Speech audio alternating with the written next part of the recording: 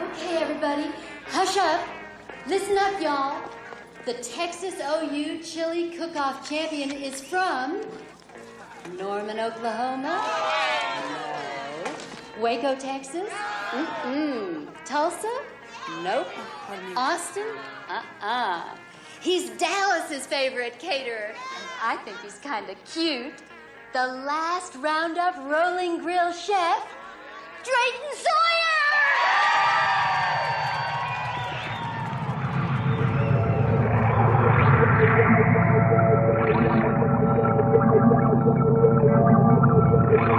Bienvenue dans Bizarroïde, le podcast qui se demande à quoi rêvent les films.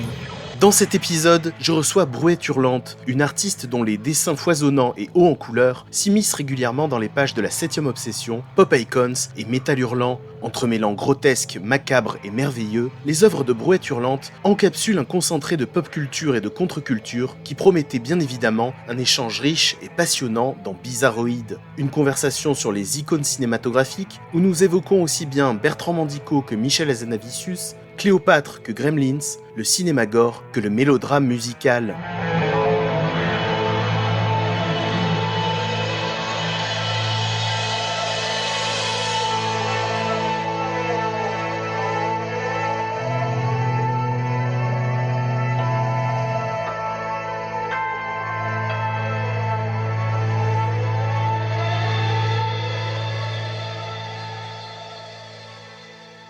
Bonsoir Brouette. Bonsoir. On va commencer avec Lucifer Rising, un court-métrage de Kenneth Anger réalisé en 1972 et complété, à vrai dire, en 1980 par la bande originale de Bobby Beausoleil. Alors, c'est intéressant que tu aies choisi Kenneth Anger qui nous a quittés il y a pas très longtemps, il y a 2 ans, il me semble. C'est à la fois quelqu'un qui est très connu, qui est une figure majeure du cinéma underground américain, mais finalement, j'ai l'impression qu'on n'en parle pas tant que ça de l'œuvre de Kenneth Anger. J'ai l'impression qu'on le connaît davantage pour son livre, finalement, j'ai l'impression que c'est ça qui reste dans la mémoire des cinéphiles, Hollywood Babylon, qui était un peu une espèce d'anthologie de tous les ragots de Hollywood, toutes les histoires de sexe, de dépravation, de toxicomanie, d'affaires judiciaires, des grandes stars hollywoodiennes de l'âge d'or hollywoodien. Et finalement, on revient assez peu sur sa filmographie, sur tous ses courts-métrages expérimentaux. Alors, pourquoi tu as choisi de parler de Lucifer Rising ? Alors, j'ai choisi ce film exactement pour la raison dont tu as parlé dans ton introduction, à savoir que tout le monde connaît le nom et moins l'œuvre. Et c'est quelqu'un de culte,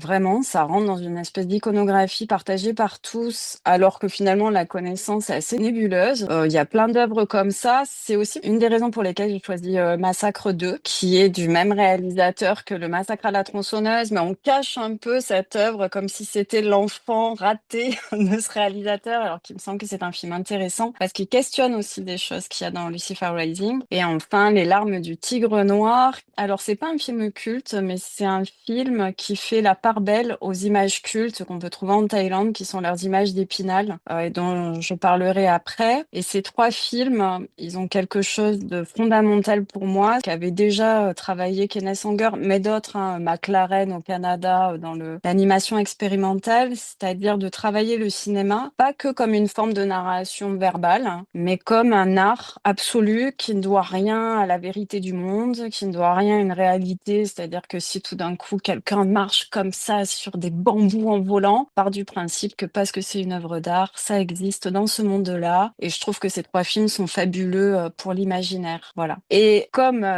Lucifer Rising, c'est un film expérimental, ça va être un film très difficile à pitcher, puisque c'est le film lui-même qui fait langage et que la narration, elle est sensorielle et pas narrative telle qu'on l'entend, voilà. Alors, c'est une sorte d'expérience à laquelle nous invite Kenneth Anger à rentrer en fait dans une sorte, pas de transe, mais dans un rituel. Voilà, c'est un rituel ancestral, au départ porté par des femmes et qui invite donc un personnage que lui dira que c'est Crowley, donc un personnage extrêmement ambigu, etc. Enfin bref. Et on va rentrer comme ça dans un espèce de rituel et on se rend compte que petit à petit, voilà, c'est plus qu'un rituel, c'est sa vie, quoi. Et sa vie, c'est de la magie. Et voilà, donc le film est composé de 3 grandes parties. La première partie dans l'Égypte ancienne, la deuxième partie dans un cabinet de magie en quelque sorte, et à la fin, une partie qui pour moi ressemble plus presque à l'intérieur d'un appartement hollywoodien d'un producteur dépravé. C'est comme ça que je le vois en tout cas, et qui boucle sur le fameux Babylone. Donc c'est un film à la fois ésotérique et magique, mais pas que en termes de spiritualité médiumnique, où c'est aussi quelque chose autour du rituel du cinéma et de l'art. Le pitch, bon, peut-être pas du rêve, c'est comme ça que je le vois en tout cas. Oui, bah, c'est une expérience qu'il faut vivre de ses propres yeux en fait. Hein. C'est difficile à résumer comme ça sur le Mm, mm. papier. Comme tu dis, c'est pas vraiment narratif. Hein. C'est une espèce d'expérience sensorielle. Ça représente vraiment une époque, ce que tu as dit à propos de Kenneth Anger, de ce cinéma-là. C'est-à-dire qu'on est à la fois dans quelque chose qui est très intemporel et comme tu le dis, on commence dans l'Égypte antique et on est dans quelque chose qui doit être vraiment ancestral, qui doit provenir de la nuit des temps. Cette première image comme ça sur cette coulée de lave du volcan, on a vraiment l'impression qu'on commence dans la nuit des temps en fait, hein, avant que la Terre se soit réellement formée, avant les hommes. Il y a d'abord ce feu luciférien, effectivement, ce feu des enfers qui remonte sur Terre. Bien sûr que le film a cette dimension-là, ce côté intemporel, et c'est ça qui est intéressant dans la façon dont on va traverser cette expérience en l'espace d'une demi-heure, c'est que à la fois le temps est suspendu, ça, on a l'impression que ça dure 3 heures, l'impression que ça dure 5 minutes, on sait plus vraiment où on en est, et voilà, on est un peu sur une espèce de trip sous LSD, hein. C'est un peu l'époque de Timothy Leary, l'époque du LSD qui va irriguer un peu tous les domaines artistiques de la littérature au cinéma, en passant par la peinture et bien sûr la musique. Donc bien sûr, il y a cette dimension-là dans le film, mais ça reste quand même un film très année fin 60, début 70, donc le film est daté de 72, mais on est vraiment dans cette ambiance américaine, culturelle, post-beatnik, début hippie. Il faut dire qu'on a aussi dans le film la présence par exemple de Marianne Faithfull qui traverse le film. C'était bien sûr une icône rock des années 60-70 et elle est là pour ce qu'elle représente, pour sa personnage justement d'icône rock pop de cette époque. On a Jimmy Page aussi qui intervient sur le court-métrage. Donc c'est à la fois une espèce de mystique un peu intemporelle et en même temps très très années 60-70 avec cette musique psyché rock progressif et cette direction artistique qu'on peut voir aujourd'hui, et je pense qu'on voyait déjà à l'époque comme quelque chose de kitsch en fait. Tu peux tout de suite voir quelque chose de très kitsch dans la façon dont est représentée l'Égypte antique, façon péplum série B, avec des costumes qui sont très sommaires. Il n'y a pas du tout de vraisemblance dans l'utilisation des tissus. Ça va être des tissus, des couleurs très flashy, typiques des années 60, un côté voilà assez pop, une espèce de pop déviante qui va réinventer l'Égypte antique, le look Égypte antique, le look du mysticisme, des messes noires, de quelque chose autour d'Aleister Crowley aussi, parce que c'était aussi un adepte de Aleister Crowley qui était une sorte de grand mage noir, un occultiste très mondain en fait, hein, qui amenait autour de lui beaucoup de personnalités publiques et beaucoup de personnalités de la jet set, on va dire, dans les années 1910-1920 il me semble. Donc il y a vraiment ce charme assez kitsch, mais je pense que déjà à l'époque il en est conscient, Kenneth Anger, parce que ce qu'on peut dire c'est que c'est pas tant une représentation de l'Égypte, d'un rituel égyptien ou d'un rituel qui adviendrait à une autre époque, au Moyen-Âge. Ce qu'il faut voir, je pense, dans ce court-métrage, c'est la réappropriation par Kenneth Anger, la réécriture de la façon dont la culture du XXe siècle déjà se réapproprie ces mythes et les représente. C'est-à-dire que c'est pas tant un film qui met en image une mystique que un film qui va détourner la façon dont cette mystique peut affleurer dans le cinéma traditionnel en fait. J'ai l'impression qu'il y a de la part de Kenneth Anger une envie pas simplement de travailler les thématiques du court-métrage, mais de travailler avant tout le média cinéma, de travailler la forme du cinéma, de travailler le montage, le rythme, nous raconter une histoire comme ça sur des millénaires en l'espace de 28 minutes. C'est davantage une façon de retravailler l'imagerie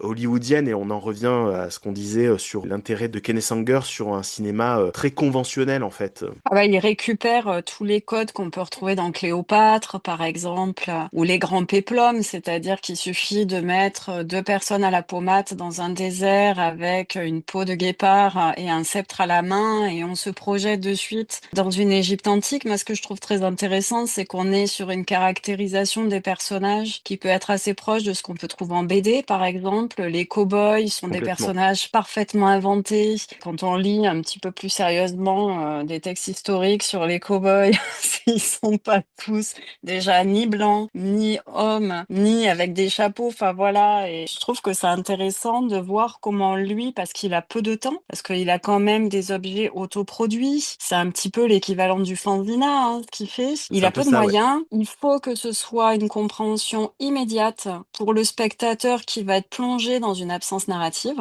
Donc il faut qu'immédiatement on comprenne que voilà, hop, on est là, ici et maintenant, et il va pas s'embarrasser de figuration. Je pense à des films comme La femme du pharaon de Lubitsch, où pour construire une Égypte antique, lui, il mobilise 5000 figurants avec des décors immenses. Là, non, on a un morceau de décor, juste ça, un plan sur une femme qui est clairement la représentation extrêmement Stéréotypé. Ah ouais, cliché Ouais. quoi. Puis il y a tout l'exotisme aussi, l'orientalisme qui revient dans les années 70 avec la consommation. Tu en parlais du LSD, mais pas que. Il y a le retour de l'opium, il y a cette espèce de fascination pour l'Orient, l'Extrême-Orient, etc. Ça revient, et puis lui, il te fait un shake-up à l'américaine, ce qui est absolument adorable. Il en fait un objet de pop culture, et tout d'un coup, il rend le personnage de Crowley, qui est quand même un personnage qui était le plus grand pervers de son époque, le séditieux, il le rend cool avec ses petites soieries, il en devient presque un espèce de magicien qu'on retrouve d'ailleurs dans Rabbit's Moon, un espèce de personnage comme ça de marionnette, et tout d'un coup il fait passer des choses qui seraient insupportables à l'écran, des messes noires, comme quelque chose quand même de super cool à Mhm. faire. C'était l'expérience toi aussi. Et il a besoin d'une efficacité, je pense, Kenneth Anger, parce que peut-être que les gens sous LSD ne regardaient pas des films de 2 heures. C'est un entre-soi, le cinéma underground de Los Angeles à cette époque-là. Et les modes de production sont ce qu'ils sont. Lui, il a la chance de connaître tout le monde. Enfin, bon, j'en parle souvent au féminin de Kenneth Anger, mais c'était voilà, quelqu'un qui était dans des milieux interlopes. Voilà, il se faisait financer, il demandait bien, il paraît qu'il payait jamais. Enfin, c'était le clochard céleste un peu. Et il fait un film avec rien et tout. Voilà, il prend tout ce qu'il a sous la main dans Hollywood et il arrive à en faire quelque chose de mythique au sens propre, au sens figuré. Ça, je trouve que c'est assez incroyable. Et puis alors, c'est intéressant parce que quand tu dis Hollywood, en fait, c'est une vision d'un Hollywood qui existe déjà plus au moment où Ah, il le tout à fait. fait. Parce que 72, le Hollywood classique, le Hollywood qui, à mon avis, l'a fait rêver dans son enfance. J'ai même vu sur un article de Yann Ducordel, je cite quand même mes sources, qui écrit un article dans Criticat sur Kenneth Anger et plus précisément sur Lucifer Rising, que il racontait qu'il faisait de la figuration, donc il devait être tout jeune, voire même gamin, dans comment ça s'appelle, Le Songe d'une nuit d'été, tu sais, qui avait été réalisé dans les années 30. Ce côté très féerie qu'on avait dans le cinéma américain, tu sais, des années 30, ces espèces de grandes scénographies, de danse et tout ça. On imagine complètement que ça fait partie de son imaginaire, et bon, certains disent, ouais, on voit pas trop où il est, mais bon, apparemment, dans sa légende, il racontait avoir participé à des tournages comme ça quand il était tout gamin ou adolescent. Mais en fait, ce Hollywood-là, le grand Hollywood de l'âge d'or hollywoodien, bah, ça fait déjà une dizaine d'années qu'il est tombé en panne, on va dire. T'as cité Cléopâtre de Mankiewicz. On dit souvent que c'est Cléopâtre qui date vraiment la fin du Hollywood Mm. classique, parce que c'est vraiment le moment où d'abord Hollywood dépensait de plus en plus et ça rapportait moins. Le public adhérait de moins en moins à ces grandes productions fastueuses américaines, les grandes productions historiques, les grands mélodrames, les grands péplums comme Cléopâtre. Donc là, on est 10 ans plus tard, donc on est vraiment en plein de nouvel Hollywood, en fait, dans un Hollywood qui est plus, certains diront parfois plus adulte, aussi plus dépressif, hein, aussi c'est le Hollywood de la crise, c'est le cinéma de la crise des identités, la crise de la figure virile, la crise du héros américain, la crise de la communauté américaine, de plein de choses comme ça, dans le nouvel Hollywood où on remet vachement en question les différentes valeurs qui ont fondé le Hollywood classique. Et c'est ça qui est intéressant, c'est que Kenneth Anger, il y a un rapport à mon avis à Hollywood qui est vraiment attraction, répulsion, quoi, hein. Il y a vraiment un rapport de haine et d'amour, c'est-à-dire qu'à la fois, à mon avis, il a été bercé par ces trucs très iconiques, par ces images de femmes comme ça, très glamour. T'avais proposé aussi qu'on parle de Puce Moment, Mm. qui est vraiment une représentation d'une icône Mm. féminine, du monde du spectacle, tel que Hollywood les fabriquait, les mettait en avant. Mm. Donc à mon avis, il est à la fois porté par ça, et en même temps, lui, est très frustré par certaines choses qui n'aboutissent pas, à mon avis, dans ses désirs à l'écran. Pas simplement autour de la sexualité, de Mm. l'homosexualité, mais autour tout simplement, je pense, d'une certaine sensualité qui affleure dans le cinéma américain du code ICE, le code de censure américain des années 30 jusqu'à milieu des années 60. Il y a tout ça, à mon avis, qui est presque refoulé en fait par le cinéma américain et qui frustre énormément Kenneth Anger. Et je pense que le cinéma de Kenneth Anger, c'est aussi un cinéma de l'exutoire, du jaillissement de certaines choses qui sont un peu pulsionnelles, qui sont des choses autour du désir, qui d'un coup jaillissent dans ce film. J'en reviens sur la coulée de lave, l'éruption d'un volcan, et sur tout simplement le fait de titrer un film Lucifer, le côté subversif, et vouloir voilà assumer complètement la part de ténèbres, la part de mal supposé quand on pense de manière manichéenne au bien et au mal. Voilà, je pense qu'il y a quelque chose de l'ordre de j'ai envie de faire tout exploser dans ce qui est refoulé dans un cinéma, donc je peux voir le potentiel attractif, je peux voir ce que des images pourraient donner en termes d'énergie, de libido libéré, et finalement je pense que lui, il a toujours trouvé que le cinéma réfrénait ces choses-là au lieu de complètement les libérer. Ah bah, Kenneth Anger, il est né presque trop tôt. S'il avait connu Andy Warhol bien avant, ou du coup bien après, il aurait eu une autre trajectoire de vie. Il y a cette frustration-là de faire partie de tous ces satellites d'Hollywood sans en être vraiment. Et ça, je trouve que c'est une thématique qu'on trouve dans aussi bien Singing in the Rain, dans la fabrique des stars, du muet à Manin. C'est quelque chose qu'on retrouve dans Boulevard du Crépuscule, qu'on retrouve après bien plus tard dans Once Upon a Time in Hollywood, qui pour moi est le film qui fait le plus bel hommage à Kenneth Anger, parce qu'on y retrouve cette espèce d'envie de vivre, de créer, mais en même temps de dépendre en fait d'un milieu très artificiel. On a ça aussi dans le Babylone de Chazelle, mais il y a un mec qui fait par exemple Pious Moment, un film qui est de la fin des années 40, fin des années 40 quoi. On lâche la guerre, lui il fait un film avec des images inversées, des axes qui sont incroyables. La séquence d'ouverture, c'est une femme qui choisit des vêtements avec enfin plein de couleurs. Il est en une minute, on plonge dans un milieu queer qui est incroyable, hein, avec cette actrice du muet qui est sublime, et on voit la dégradation petit à petit. Et en fait, il pose des thématiques fondamentales de qu'est-ce que c'est qu'Hollywood. C'est la fabrique de stars. Lui, il aimerait être une star, mais il l'est pas. C'est un milieu très cruel, hein, et Hollywood est la quintessence de cette cruauté. Et il en est quelque part à la fois, comme tu disais, il s'en repaît avec délice. Et d'ailleurs, c'était une langue de vipère, Ah oui, voilà. bah oui. Il bitchait dès qu'il pouvait. Et en même temps, on sent effectivement qu'il y a l'impossibilité, encore à cette époque, d'aborder des thématiques, notamment queer, qui ne peut pas. Et je pense que ça a dû être terrible pour lui de voir le nouvel underground new-yorkais porté par Andy Warhol, hein, dans une forme très différente et dont la contestation formelle n'est pas du tout la même. Il a dû se dire pourquoi ce film est si tôt. Et oui, parce qu'il a, La malédiction. il a déjà 45 ans quand il fait Lucifer Rising, hein. C'est quelqu'un Mm, qui était né en 27. Donc oui. on sent qu'effectivement, il a dû composer à la fois avec, comme on a dit, ces espèces de désirs ambivalents, ce rapport ambivalent à l'industrie du spectacle, au mainstream, on va dire, pendant 40 ans en fait, hein, jusqu'aux années 60. Alors il a eu une production effectivement de courts-métrages qui, je sais pas, je pense qu'à l'époque, ça passait quand même relativement inaperçu. C'est des trucs qu'on a revus après, effectivement, qui a été remis en valeur par une communauté queer, par une Mm. communauté gay qui a remis ça sur le devant de la scène. Même si moi je trouve qu'effectivement c'est étrange parce que j'ai pas l'impression qu'on ait tant célébré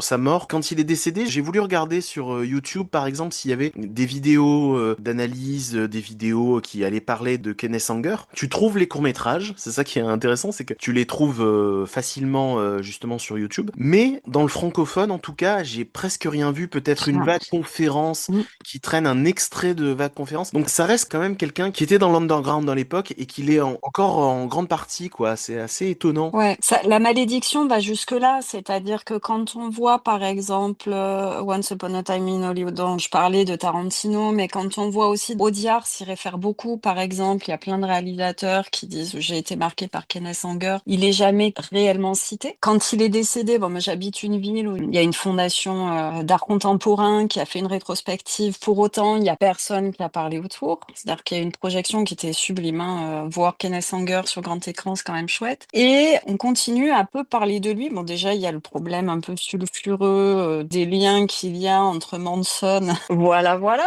petite malaisance par rapport à ça. Et puis, il est dévoré par Hollywood comme beaucoup d'autres, c'est-à-dire c'est une icône. C'est comme ça que j'ai commencé bon, c'est d'ailleurs sur lui, tout le monde connaît, mais dans quelle mesure est-ce qu'on connaît vraiment son œuvre? Voilà, c'est un personnage qui est encore victime d'un oubli d'Hollywood. Moi, je suis toujours étonnée d'entendre si peu d'interviews alors qu'il y a enfin, David Bowie, son clip avec la Lune, enfin, c'est un remake de Rabbit Moon, quoi, enfin, ou de Moon's Rabbit, bref. Et voilà, il reste ce truc un peu dans l'entre-soi, genre, tu connais Kenneth Anger? Ouais, je connais. Et il est absorbé par le métacinéma maintenant. Donc, on ne connaît plus la source. Donc, c'est fini. Il disparaîtra à jamais dans le néant. C'est terrible. Parce que je pense que c'est quelqu'un qui cherchait une forte postérité, Ah qui oui, n'a jamais eu. et peut-être que c'est quelqu'un aussi qui cherchait vraiment une identité à travers ses films. Je me demande quand même, quand je vois son travail, je me demande si il est pas devenu ce qu'il est devenu un peu par la force des choses en fait. Je suis pas certain que Kenneth Anger voulait être un cinéaste. Est-ce que Kenneth Anger se serait plu s'il avait vraiment pu accéder à des longs métrages, tu vois? Parfois, il arrive que des personnalités un petit peu underground, un petit peu à la marge, soient récupérées à Hollywood le temps d'un film, de film, puis qu'après ces personnalités disparaissent. Il arrive parfois que Hollywood tente de donner sa chance à des figures comme ça un petit peu atypiques, à des marginaux presque. Est-ce que si Kenneth Anger avait eu cette chance-là, est-ce qu'il l'aurait vraiment saisi? Est-ce que c'est vraiment ce qu'il attendait? Je me pose cette question parce que je me dis, tu vois, t'as dit que quand tu parles de Kenneth Anger, des fois t'as envie d'en parler au féminin de Mm. Kenneth Anger. Ça m'a fait penser par association d'idées à une interview où Christophe le chanteur disait, moi quand j'étais petit, je voulais être Marilyn Monroe. Il voulait pas être un chanteur de rock mélancolique comme il a été. C'était tout un personnage. Il s'est aussi construit un personnage, tu vois. Christophe, il y a une esthétique autour du personnage Christophe et tout un mode de vie, etc. Mais il disait, moi, je voulais être Marilyn Monroe. En fait, je voyais cette femme sur l'écran, je voyais ce glamour et je voulais être ça. Je voulais faire partie du cinéma, mais dans le sens, je voulais être un être de cinéma. Je voulais être fait de cinéma. Et je me demande si chez Kenneth Anger, c'est pas un peu la même chose en réalité, Mm. tu vois. Est-ce qu'il aurait voulu être un grand acteur? Est-ce qu'il aurait pas voulu tout simplement être dans un film, en fait, tu vois? Oui, être une icône, c'est-à-dire Ouais. être un objet cinématographique sans les contraintes de vie, parce qu'on sait quand même que une carrière d'acteur, c'est une carrière de douleur, une carrière d'actrice aussi, hein. Hollywood impose des normes physiques, de rythme de travail extrêmement compliqués. Je dis Hollywood, mais le cinéma à l'international, il est, voilà, même si ça s'assouplit, c'est quand même un métier qui est très difficile, on l'oublie. Et moi, il me fait penser un peu à ces personnages qui s'imaginent comme un personnage de cinéma. Et je trouve que Lucifer Rising, et d'ailleurs, il y a plein de trucs qui sont incroyables, c'est qu'à la fin, il y a cette espèce de bombers avec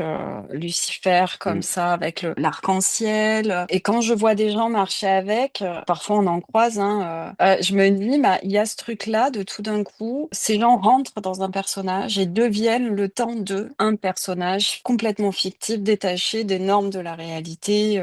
Et ce film-là, sur la magie d'Hollywood, le fait de fabriquer ce dont je parlais, des icônes, Marilyn Monroe, qui devient un objet de désir qui la dépasse, et qui dépasse tout le monde d'ailleurs, une espèce d'appropriation culturelle. Est-ce qu'il aurait supporté tout ce qui va avec une production de film hollywoodienne, la pression des studios? Je ne suis pas sûre. Et c'est là où ça le rapproche quand même des réalisateurs qui viennent de la vidéo d'art. Il y a aussi McQueen, par exemple, qui au départ était réalisateur. Voilà. Il y a celui qui a fait Diamantino aussi.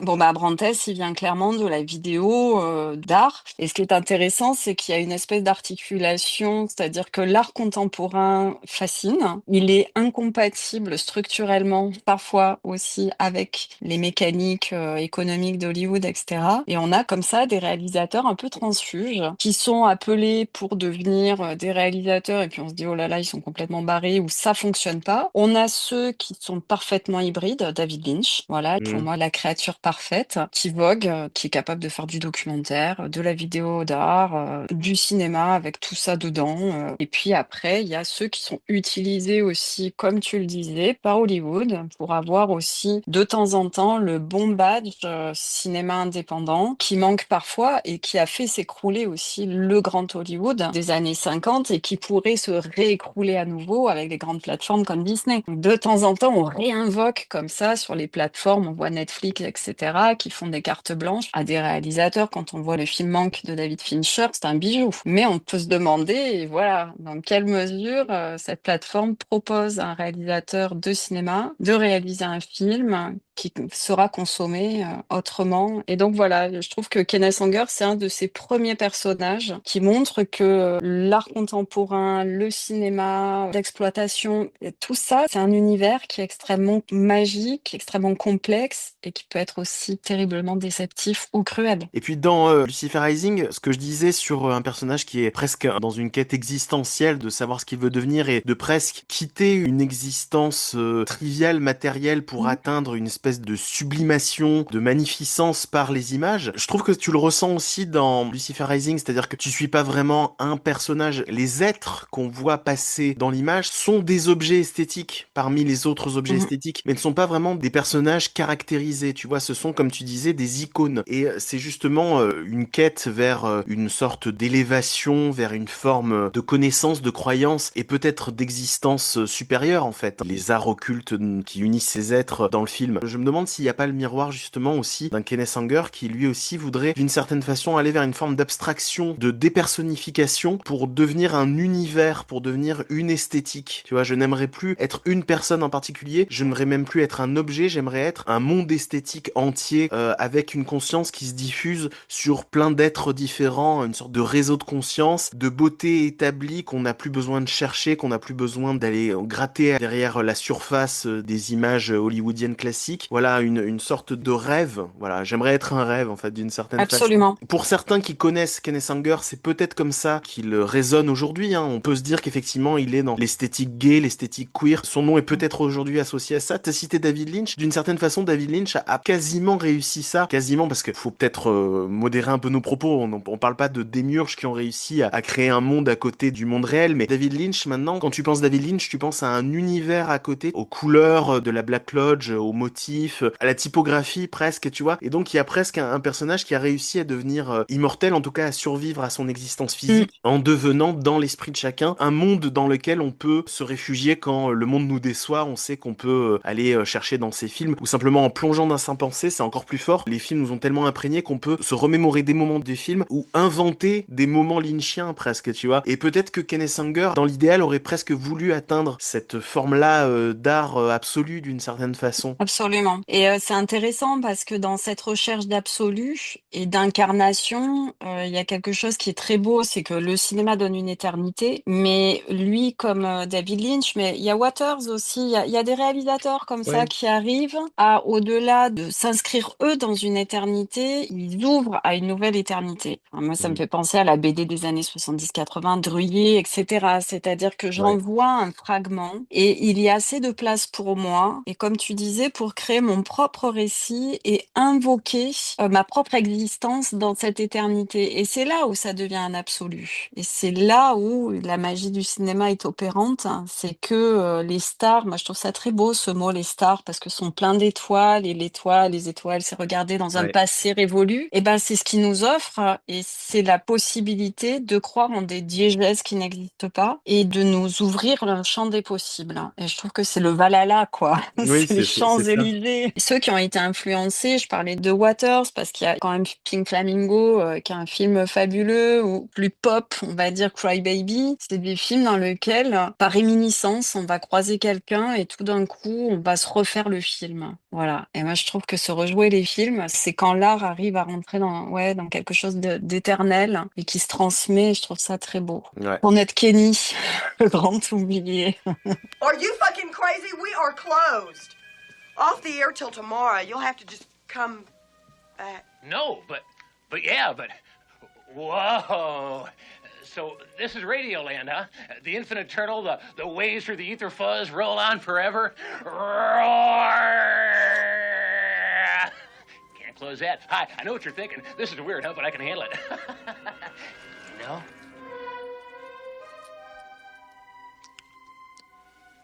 You're my fave. Me and Bubba, my little brother, we listen to you every night. On passe à Massacre à la tronçonneuse 2, un film réalisé par Toby Hooper et sorti en salle en 1986, 12 ans quand même après le premier film, le film de 74, qui est entre-temps, je pense, à cette époque-là, était déjà devenu une sorte de film culte. C'était déjà, au moment de sa sortie, un film qui avait vraiment profondément marqué les spectateurs. Ça avait été d'abord un gros succès commercial. C'est un film qui a également été sélectionné à la quinzaine des réalisateurs à Cannes en 74, pas l'oublier. Donc ça a été un monument du cinéma immédiatement au moment de sa sortie, Massacre à la tronçonneuse. Il a fallu attendre 12 ans pour avoir une suite de la part de Toby Hooper, à un moment particulier de sa carrière, puisqu'il avait signé un contrat avec la Canon, avec les producteurs israéliens de la Canon, qui étaient en pleine possession de leurs moyens, on va dire, à ce moment-là, dans le cinéma mondial, et même à Hollywood, avant leur chute à la fin des années 80. Il avait un contrat de 3 films qu'il a exécuté très vite, puisqu'il y a eu Life Force en 85, et en 86, donc L'invasion de la planète Mars, et Massacre à la tronçonneuse 2. Donc en l'espace de d'un an et demi, il a enchaîné ces 3 films. Est-ce que tu peux nous faire un pitch de Massacre à la tronçonneuse 2? Ça va être, à mon avis, plus facile que pour Lucifer Rising. Tout à fait. Alors, quelques années donc après le premier massacre, l'oncle de Franklin décide d'enquêter. C'est un shérif et revient au Texas pour enquêter sur la disparition donc de son neveu. Et sur sa route, il croise la famille pas encore décimée de Leatherface. Et il se retrouve avec, puisque c'est un slasher, une jeune femme qui est animatrice radio. Et donc, on va suivre comme ça les péripéties à la fois de ces personnages qui enquêtent et puis par ailleurs de Leatherface qui est encore vivant, du père-oncle étant très consanguin, on ne sait jamais qui est vraiment qui dans la famille. Ouais. Et puis un nouveau personnage très rock'n'roll, très années 80, hyper intéressant. Voilà, donc c'est une tentative de vengeance familiale avec toujours une héroïne qui semble faible et qui évidemment est une grande badass. Voilà, qui sera la Final Girl, puisque c'est le titre Toujours, consacré dans le film d'horreur pour la dernière survivante. absolument. Alors, c'est quelque chose quand même, Massacre à la tronçonneuse 2. On a Oui. tendance à l'oublier. C'est intéressant que tu aies choisi un film de Toby Hooper parce que c'est un réalisateur que je découvre ou redécouvre un peu. Tu vois, en pointillé, j'ai du mal dans ma tête à me figurer la filmographie de Toby Hooper en un seul bloc, en une seule œuvre cohérente. C'est toujours compliqué. On sait qu'on a Massacre à la tronçonneuse en 74 et on a parfois tendance à penser que c'est le réalisateur d'un film et qu'après il a couru après le succès de ce premier film, le coup d'éclat de ce premier film sur le reste de sa carrière jusque dans les années 2000. Et en fait, quand on redécouvre les films, on se rend compte qu'il y a plein d'autres choses intéressantes. En tout cas, dans la décennie 80, il y a eu plein de trucs très intéressants. Alors, Massacre dans le train fantôme, c'est un slasher, qui a sa petite réputation, que je trouve pas inintéressant, mais c'est pas non plus un exercice plus formidable que ça dans le genre du slasher. Poltergeist, on a souvent tendance à le déposséder de la paternité du film, alors qu'à mon avis, il y a quand même du Toby Hooper dans le film. C'est pas simplement un film non officiel de Spielberg.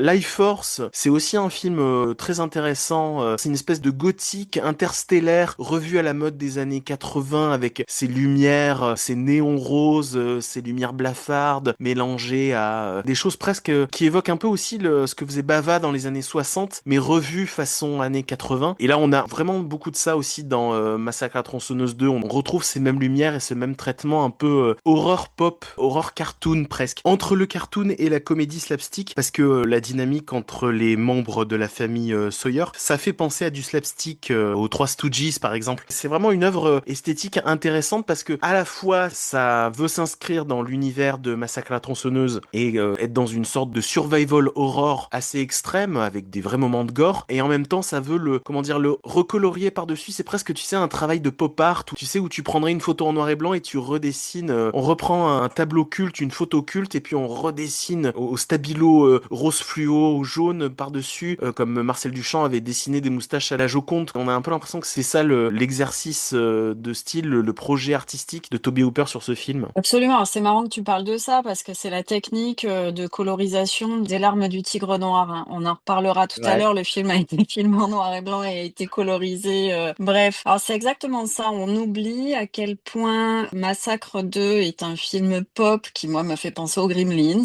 mais pour plus grand. Oui. Le décor tellement hollywoodien, on parlait du décor de Kenneth Anger, mais cette espèce de décor souterrain avec des lumières partout. Enfin, on est presque dans Vidéodrome, on est dans quelque chose déjà de très électro et en même temps de très sombre. Et puis, il y a quelque chose chose qui est alors on parlait des archétypes, des stéréotypes, alors là, il y va, clairement, il se lâche et moi je trouve que c'est un film très touchant quand on sait qu'il voulait que le premier soit une comédie, Mmh. ce qui marche pas du tout et là, on est dans une vraie comédie qui, à mon sens, a permis à des films comme Brain Dead d'exister. Parce que tout d'un coup, on accepte, le grotesque, Ouais. on accepte la grandiloquence, on accepte qu'il y ait des lumières de partout. Cette ville souterraine dans cette espèce d'usine, on l'accepte. Ouais. Et c'est comme Kenneth Anger quand tu disais, il crée un monde. Et ben là, on crée une ville de cannibales qui s'autosuffit, alors qu'on sait très bien que dans les faits, des petits groupuscules comme ça qui vivent en auto-gestion, enfin, il y a quelque chose sur les rednecks qui est complètement barré. Et ça marche. C'est un univers qui, s'il était transposé dans la réalité, s'effondrerait. Et dans ce film-là, il passe quand même en boucle la cassette des mecs qui se font tuer à la Ouais. tronçonneuse toutes les heures. C'est-à-dire que pour l'auditeur qui ne l'a pas vu, pour essayer de provoquer, de comprendre ce qui s'est passé, l'animatrice de la radio locale passe toutes les heures les hurlements des types qui se sont fait découper à la tronçonneuse par Leatherface. Et ça paraît tout à fait normal dans ce monde-là. De même que quand le shérif va, et je pense que dans Pulp Fiction, il y a un petit clin d'œil de Tarantino sur cette séquence, quand le shérif arrive et qu'il y a plein de tronçonneuses sur le mur,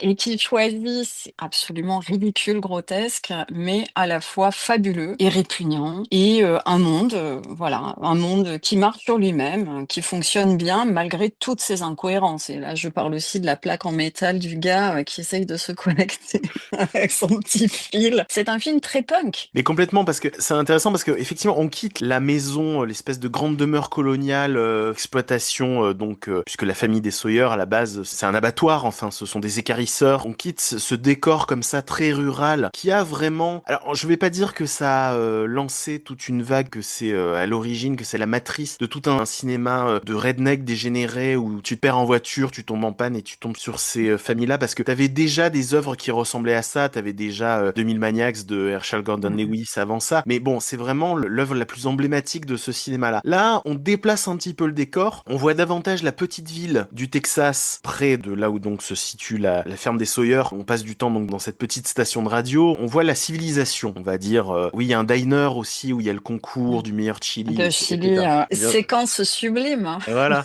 Donc on voit la civilisation, on voit une Amérique très pittoresque que Toby Hooper croque avec aussi humour, hein, bien sûr, mais bon, qui reste relativement vraisemblable, on va dire. Et puis comme tu dis, la dernière partie du film, hein, le dernier tiers du film, les Sawyer, il n'y a pas d'explication. Ça pourrait presque être pris comme un remake, pas comme une suite. C'est comme dans Evil Dead 2 qui Absolument. réinvente Evil Dead en fait. C'est pas une suite logique. On déplace le décor et on se retrouve dans cette espèce de grande. On sait pas trop où on est d'ailleurs. C'est des grands sous-sols. Ouais, est-ce que c'est une usine? T'as l'impression que c'est aussi un parc d'attractions à l'abandon. Et ça mélange plein d'esthétiques. Tu disais punk, tu peux avoir l'impression que c'est le lieu pour un concert de rock interdit, enfin un concert de rock sauvage, tu vois. Il y a tout ce décor post-apocalyptique. On avait déjà dans Massacre à la tronçonneuse, qui avait déjà marqué le public dans Massacre à la tronçonneuse, qui, rappelons-le, était pas un film très très gore, hein, le premier Massacre à la tronçonneuse. C'est un film qui est très éprouvant. Déjà, la bande son, les bruits de la tronçonneuse, Incroyable. les cris de Marilyn Burns, c'est ça qui a marqué les spectateurs. Et c'est aussi, tu sais, tout ce décorum avec les petits animaux empaillés, tout ce qu'il y avait dans l'intérieur de la maison, qui était très angoissant, très glauque, quoi. Mais c'est pas aussi agressif que ça l'est là. Là, on a vraiment un décor qui pourrait être le décor d'un sous-Mad Max italien, tu vois, des morceaux de métaux agencés pour faire des espèces de totems païens, justement sataniques ou on ne sait quoi. Ça pourrait être un décor installé de manière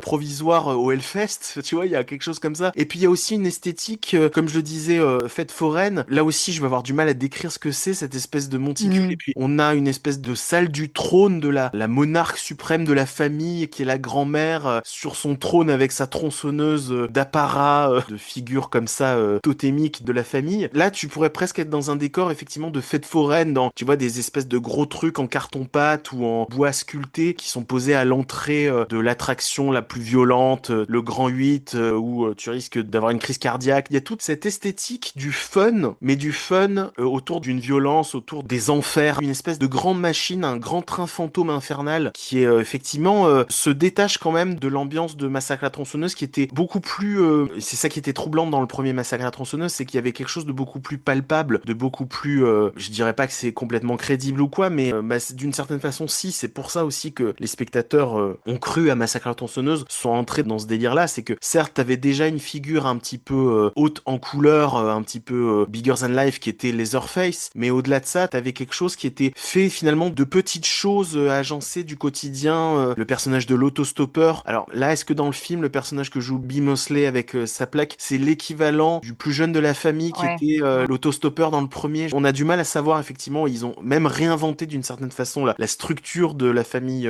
Sawyer. Il y a vraiment une différence. On a surligné tous les traits les plus saillants de Massacre à la tronçonneuse pour en faire quelque chose de très fun à regarder. C'est un film qui est d'une certaine façon aussi beaucoup moins éprouvant à regarder que le premier. Même si paradoxalement il est plus gore, plus franchement gore, il est beaucoup plus divertissant et franchement marrant, quoi. Tu termines le film en éclatant de rire. Tout à fait. Alors, c'est intéressant parce qu'effectivement, on dirait presque un remake. Alors, ce film-là, il existe aussi peut-être comme une petite revanche déjà par rapport au fait que le premier film lui échappe. Il en parle, hein. Il dit, moi, je voulais faire quelque chose qui pouvait être drôle. Et puis finalement, les décors imposés, qui sont des décors naturels, etc., fait qu'on se retrouve dans une ruralité déclinante et qui est un contexte aussi social à ce moment-là aux États-Unis, qui transforme ensuite en espèce de ruine industrielle à la Détroit, enfin voilà, années Ouais. 80, c'est intéressant. Et quelque part, c'est comme s'il arrivait enfin à faire le premier film, alors que c'est comme un remake, et que ce remake, il faudra quand même qu'il y ait Motel Hell entre les deux,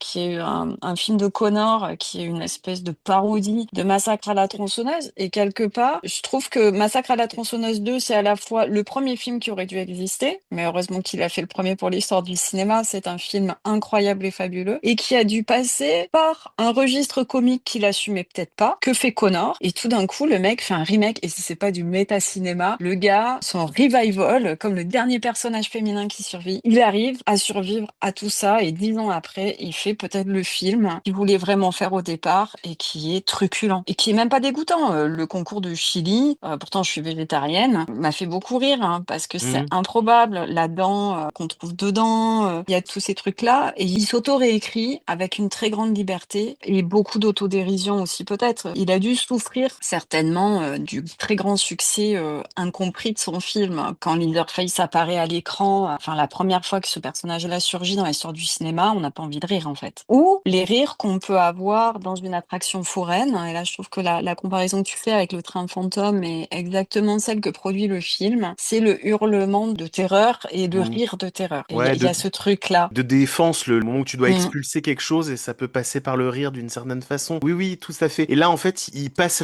à un stade supérieur du rire, là où il y avait quelque chose de plus ambigu dans le rire qu'il aurait voulu retranscrire dans le premier film. Et c'est intéressant parce que, comme tu dis, il a eu besoin de se réinventer, de réinventer Massacre à la tronçonneuse par les gens qui ont déjà réinventé Massacre à la tronçonneuse. C'est-à-dire Mm. qu'il a eu besoin pour retrouver sa place dans ce cinéma, dans les shockers, pour réinventer cette formule-là. Il aurait pu avoir une attitude très blasée du système de production du cinéma d'horreur et blasé ou frustré ou en colère ou vexé d'une certaine façon de voir que d'autres après lui, comme tu disais, Motor Hell, Nuit de cauchemar en français, étaient passés par là et se dire ah, en plus les gens se réapproprient ce que j'ai fait, le détournent, ils ont rien compris. Tu vois, il pourrait avoir cet orgueil d'artiste. Et finalement, au contraire, on a vraiment l'impression qu'il s'en est servi. C'est dit ah tiens, des gens ont déformé ce cinéma de cette façon-là. Et si je me servais de cette génération qui est arrivée après moi, et si j'essayais d'aller encore plus loin d'une certaine façon, je vais pas aller à contre-courant de la tendance qu'il y avait dans le cinéma des années 80, parce que le cinéma d'horreur des années 80, il va de toute façon vers une espèce de bouffonnerie en fait. Surtout là, 86, voilà, deuxième moitié des années 80, on quitte le côté rugueux, malsain et assez triste. Tu disais aussi le contexte social de Massacre à la tronçonneuse qui transparaissait dans le film, et c'est un contexte de cette famille isolée qui a perdu son business et tout ça. C'est l'Amérique en crise des années 70. On y revient à ce qu'on disait à propos de la fin de l'âge d'or hollywoodien et du nouvel Hollywood. C'est aussi les crises économiques, c'est toute cette dépression américaine des années 70. Et dans les années 80, alors là, vraiment, le changement de braquet, il va être radical et on va aller vers quelque chose qui veut davantage aller dans du fun, dans du divertissement. Les Freddy, par exemple, la saga des Freddy Krueger, le premier passe encore, mais il y a quand même déjà un personnage qui est déjà bouffon. Et puis de film en film, on va avoir un personnage de plus en plus bouffon avec des visions de plus en plus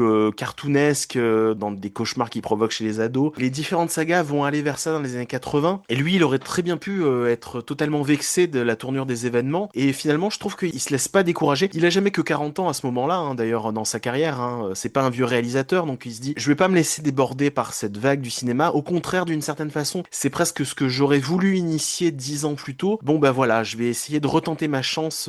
La Canon était forcément intéressée par le fait qu'il fasse une suite à Massacre à la tronçonneuse. C'était vraiment un nom, bon, c'était pas une licence à l'époque, mais c'était un titre phare du cinéma. Donc il se dit, bon, il me donne cette opportunité-là. Des moyens quand même, hein. On voit que le film, il a coûté 4 millions de dollars à l'époque. C'est plutôt une production qui est assez étoffée. Voilà, il y a des moyens en termes de photos, ces décors à la fin du film. On a toujours Tom Savini en plus aux effets spéciaux, au maquillage et à tous les trucs dégueulasses qu'on voit à l'écran. Bon, que bien évidemment, il y a toujours Tom Savini dans les parages et ça fait plaisir, forcément. Donc il y a un vrai cachet. Il saisit cette occasion de faire cette suite et c'est très intéressant parce que d'une certaine façon, il poursuit une esthétique, il creuse un sillon, il bidouille dans tout ce qu'il peut faire, dans tout ce qu'il peut exacerber, dans tout ce qu'il peut exagérer, voir jusqu'où ça va, jusqu'où on peut transformer cette famille Sawyer, jusqu'où on peut pousser les tons, le grotesque dans ces films-là. Je pense que après ce film, vu comment le film se termine, je pense qu'il est considéré qu'il n'y aurait pas de suite, hein, et après il est passé à autre chose. Même si, du coup, ce film-là a relancé Massacre à la tronçonneuse. Absolument. On a eu le Jeff Burr en 90, il s'était écoulé 12 ans entre le premier et le deuxième, il s'est écoulé 4 ans seulement entre le deuxième et le troisième. Va y avoir encore un quatrième opus en 94, quelque chose comme ça, avec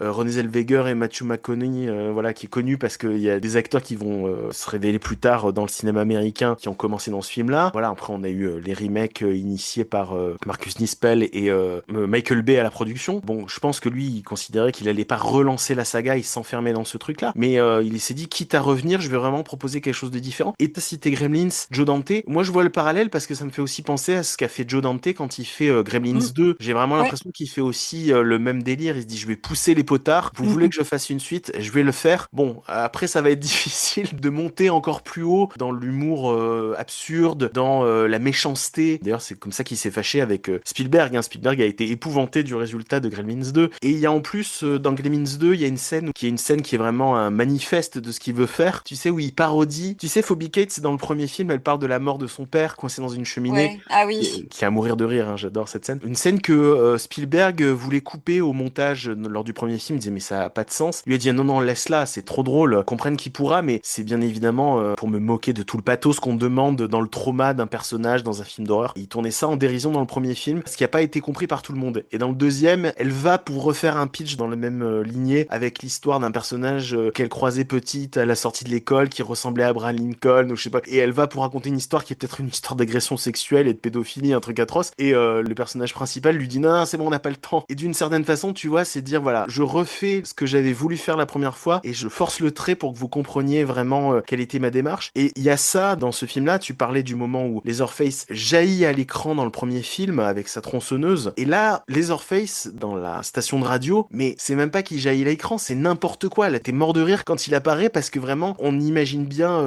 Toby Hooper qui a dit à l'acteur, c'est plus Gunnar Hansen qui s'est pas entendu, je crois pour des questions financières sur le film, et c'est Bill Johnson, il s'appelle, qui le remplace sur ce film-là. Il lui a dit voilà, t'arrives, tu te cognes dans tous les objets que t'as autour de toi, tu cries, tu balances ta tronçonneuse dans tous les sens, et ça devient n'importe quoi. Il y a même un moment où il traverse un mur. Donc vraiment, je vous refais le surgissement de Leatherface à l'écran, je vous le refais mais fois 10 et ça devient vraiment quelque chose de complètement gaguesque en fait. Tout à fait. Et ce qui est intéressant, c'est que quand on parlait des archétypes, c'est-à-dire qu'à un moment, quand Kenneth Anger se pose la question de qu'est-ce qu'un personnage de cinéma, quand même, c'est une vraie question qui traverse sa filmographie. C'est intéressant de voir comment est-ce que ce Leatherface, qui a une angoisse totale, enfin, il est horrible, quand il colle sur le visage de la femme, le visage de son conjoint, enfin, c'est quelque chose d'abominable et on en rit. Et il y a quelque chose du monstre qu'on a dans le conte, très cartoon. Moi, ça me fait penser à La Nuit du Chasseur, le surgissement de Robert Mitchum à la fin, la séquence de fin au milieu des enfants, et on dirait un Toons comme ça, comme dans Roger Rabbit qui surgit, et tout d'un coup, on éclate de rire. Quand on le voit au cinéma, les gens éclatent de rire à ce moment-là, et tout d'un coup, on est comme dans La Nuit du Chasseur, on est dans un conte, on est dans de l'imaginaire, et quelqu'un peut traverser les murs, on peut saigner rouge fluo, on peut dégouliner des litres qui ne ressemblent pas du tout à du sang, et dans Les Larmes du Tigre Noir, n'en parlons pas, hein, c'est le sang ressemble à tout sauf à du vrai sang. Et ces règles-là, qui sont les règles du cinéma, sont acceptables. Et Massacre à la tronçonneuse, je sais que c'est un film qui est assez décrié. Moi, je trouve qu'il est hyper intrépide, en fait. Le gars, il va jusqu'au bout de ses idées, Ouais. comme un artiste peut aller au bout de ses idées graphiquement. Et tout d'un coup, d'un nanar, pour moi, il en fait une œuvre d'art, en fait. Il arrive à des moments, comme disait Daniel Arras, quand il dit la peinture se lève, à un moment, le film se lève, on se dit, oh, mais ça, il y a que le cinéma qui peut, par l'image, par le son. La bande son, elle est incroyable aussi. Il y a les cramps, etc. Les lumières, je pense à la scène du repas qui rejoue, hein, qui est le Ouais, remake de la bien scène. sûr. Et là, tu sors du film, mais pour une bonne raison, tu te dis, waouh, en fait, je regarde un objet, une œuvre d'art. Et il y a des fulgurances comme ça, alors que finalement, lui, quand il fait Massacre, il veut pas en faire une œuvre d'art, alors que c'est devenu une œuvre culte. Ouais.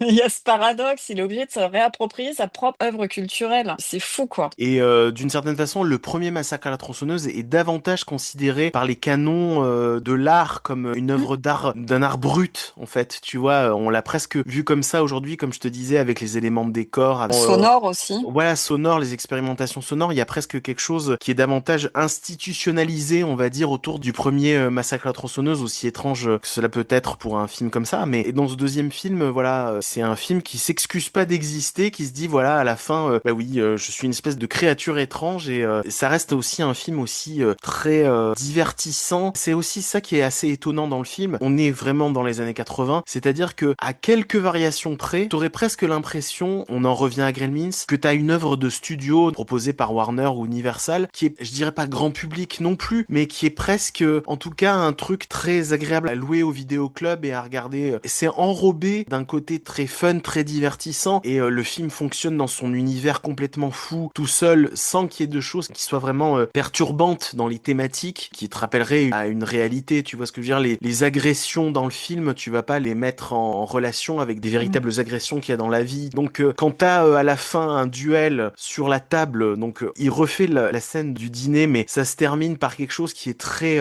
épique d'une certaine façon, où il y a un combat de tronçonneuses debout sur la table entre Dennis Hopper et Leatherface. Et il est aussi monté d'un cran, pas seulement dans l'humour, dans le grotesque, mais aussi voilà dans le spectaculaire. C'est un film qui est à mi-chemin entre ce qu'était Evil Dead 2 par rapport à Evil Dead, et presque aussi Evil Dead 3, presque l'armée des ténèbres d'une certaine façon. Tu vois, dans le côté épique, dans Ouais. l'action, dans le déchaînement de l'action à la fin du film, et dans la façon dont le personnage à la fin, alors pas tant Dennis Hopper, parce que finalement Dennis Hopper, je crois que c'était un film qu'il aimait pas beaucoup, mais c'est vrai qu'il est pas très bien servi par le film. Il disparaît pendant toute une partie de l'intrigue, et c'est vraiment l'héroïne Caroline Williams, elle s'appelle cette actrice, qui a vraiment le rôle principal et qui vraiment va te marquer dans ce film-là. Dennis Hopper, il en est rendu à une caricature de personnage vengeur. C'est presque comme si le personnage du shérif vengeur dans Devil's Reject avait déjà sa parodie, sauf que c'est sorti 20 ans avant Devil's Reject de Rob Zombie, c'est ça qui est étonnant. Bon, il est super Dennis Hopper, et puis voilà, il se déchaîne et il est super, mais c'est davantage Caroline Williams qui a vraiment le rôle principal, et à la fin, tu vois, c'est vraiment ce qu'on attend dans la dynamique d'une Final Girl. C'est un personnage qui est pas forcément vu comme un personnage physique, comme un personnage qui a toutes les armes, à la fois physiques et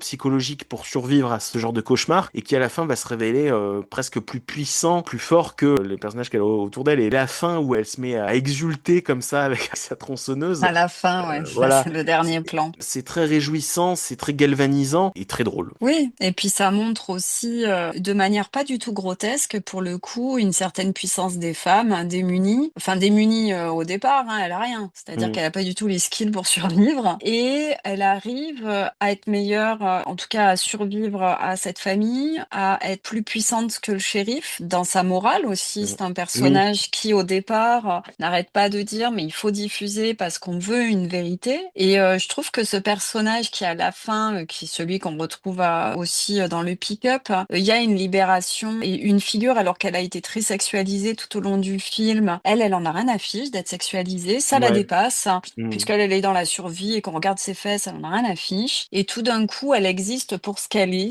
Souvent, les gens pensent que les slashers, tout ça, sont hyper... Il y en a évidemment qui sont sexistes, mais en tout cas, chez ce réalisateur, il y a une vraie capacité à dépasser le cliché, de dire que les femmes ont une capacité à survivre dans la résilience. Et ce qui est intéressant, c'est que dans les opus suivants réalisés par d'autres réalisateurs, qui recontextualisent toujours dans des contextes économiques dramatiques, chaque fois, la femme survit un peu différemment quand même. Pour moi, c'est un peu un ode à la femme, c'est-à-dire que c'est pas Massacre à la tronçonneuse, c'est Survie à la tronçonneuse. Oui, c'est ça, un peu ça. meuf. Et puis, pour ce qui est de la dimension sexiste que peuvent avoir les films d'horreur, les slashers, il y a toujours effectivement quelque chose d'un petit peu équivoque dans la façon dont on va représenter ces héroïnes. À la fois, on dit, vous avez vu, c'est des super combattantes, et c'est pratique que ce soit des super combattantes qui sont habillées. Là, elle a un jean très court, oui, non, mais essayez de dépasser cette vision-là. Oui, mais tu me montres quand même des gros plans sur ses fesses, ses seins, etc. Il y a toujours cette ambiguïté dans les slashers, dans les films d'horreur, surtout de cette époque-là. Ça fait aussi partie du divertissement, et voilà, on va pas faire un procès en sexisme pour des films qui sont sortis il y a 30 ou 40 ans, c'est pas la question. Mais là, il en est conscient, il le détourne aussi. C'est-à-dire que je trouve que le sexe dans Massacre à la tronçonneuse, c'est quelque chose de très étrange. C'est-à-dire que là, on voit qu'il y a quelque chose de sexuel de la part de Leatherface avec cette tronçonneuse. Elle est l'équivalent d'un pénis géant, en fait, hein, et il voudrait la pénétrer avec sa tronçonneuse. Il y a même un moment où c'est quasiment explicite. On comprend que c'est ce qu'il veut faire, donc il y a vraiment un acte sexuel qui risque d'être un enjeu de survie pour l'héroïne. L'héroïne risque d'être violée, son agression, ça risque de passer par un viol, et en plus, un acte sexuel qui va la tuer. Donc d'abord, c'est clairement posé dans le film, on passe pas par des métaphores, et j'ai l'impression que c'est clairement posé, mais paradoxalement, t'as l'impression que le sexe, c'est aussi une affaire de frustration dans le film, c'est-à-dire que t'as l'impression que Leatherface, il essaie de faire ça, mais que déjà, ça risque de pas fonctionner, sa tronçonneuse s'enraye, ou... Enfin, il y a un côté, tu vois, pansexuel d'une certaine façon, panne d'érection, et je trouve qu'il y a un discours autour du sexe, autour de quelque chose qui n'est pas efficace, qui n'est pas pleinement satisfaisant dans le film. Il y a un moment où le cuisinier, je sais plus comment s'appelle ce personnage, de toute façon c'est un peu des figures là aussi, on est un peu dans des figures abstraites, un peu comme des personnages de bande dessinée, pour en revenir à ce que tu disais aussi sur Kenneth Anger, voilà. Lui il dit, le sexe, ça donne rien, c'est pas intéressant. Mm. Tu vois, t'as l'impression que le sexe, c'est quelque chose qui est très lointain pour cette famille. Dans ce monde-là, c'est pas très intéressant par rapport à la violence, par rapport à tout ce qu'on fait. C'est un paramètre qui est très secondaire. À la fois, Toby Hooper te montre des choses qui sont sexuelles en disant, c'est ce que vous attendez de ce cinéma. Et en même temps, il se dit, oui, mais dans mon univers à moi, ça passe vraiment en dernier d'une certaine façon. C'est ça le paradoxe, tu vois, par rapport à d'autres films où on a tendance à penser que l'expression de la violence, c'est l'expression d'une frustration sexuelle. Là, pour Toby Hooper, lui, il essaie complètement de désamorcer ça. Et j'ai rarement vu ça aussi présent dans un film, dans le discours clairement d'un film, en fait. Tout à fait. Et d'ailleurs, les femmes ne conscientisent pas du tout leur pouvoir de sensualité, ou alors là, on est diamétralement opposé à Kenneth Anger, où une personne rentre et tout d'un coup, tout le monde est plein de mojo, et voilà. Là, pas du tout. C'est-à-dire qu'il arrête pas de nous rappeler, mais c'est toi qui sexualise cette femme. C'est toi qui vois que ça va arriver, parce que Leatherface, en fait, enfin, il sait rien faire. C'est comme Frankenstein, quand il rencontre C'est ça. la petite fille et qu'il la tue, c'est-à-dire qu'il est face à des objets, une puissance. Et ce que j'ai beaucoup aimé sur le premier, sur le deuxième massacre, c'est qu'il nous dit toujours, finalement, c'est toi qui sexualise cette nana, alors qu'elle, elle veut juste survivre. C'est toi qui regarde son mini short, alors que regarde, il y a du sang autour. Et il nous met là-dedans, et ces personnages qui sont quand même les plus rustres possibles, nous rappellent toujours que c'est pas le centre de la vie. Parce que ça les intéresse pas, en fait. Comme tu dis, il y a la chasse à l'homme, c'est quand même beaucoup plus excitant que faire du mal. Et ce que je trouve intéressant dans le premier, qu'il y a moins dans celui-là, c'est que Leatherface, il est vraiment pas dans un acte de meurtre genré. T'es handicapé, t'y passes. T'es une femme, t'y passes. Ouais. T'es mignonne, t'es moche, t'es vieux, tout le monde y passe. Parce que pour eux, l'humain, c'est de la viande. Ouais. Et que ça se mange. Et je trouve ça quelque part très fort d'arriver à faire passer cette espèce de message à une époque où le porno est quand même un cinéma d'exploitation, voilà, avec des normes de réalisation qui seraient inacceptables. Et là, tout d'un coup, en fait, il nous sort sur le plateau un cinéma qui est attendu, et puis il le retourne. La nana, on l'attend là, et puis finalement, elle nous échappe. Et il arrive à dépasser les clichés qui lui sont donnés. Et moi, je trouve que c'est intéressant de questionner le spectateur en disant, OK, voilà, je te donne ce que tu veux. Et il nous dit, pourquoi tu veux ça? Pourquoi tu veux voir Cannibal Holocaust? Et ça nous interroge vachement sur ce qu'on attend des hommes, des cannibales, et des types qui ont visiblement des problèmes d'érection. Et quelque part, le cinéma crée des archétypes qu'après on critique, alors que c'est notre société qui les crée, quoi. Donc je trouve ce film très beau pour ça. C'est loin d'être un gros nanar.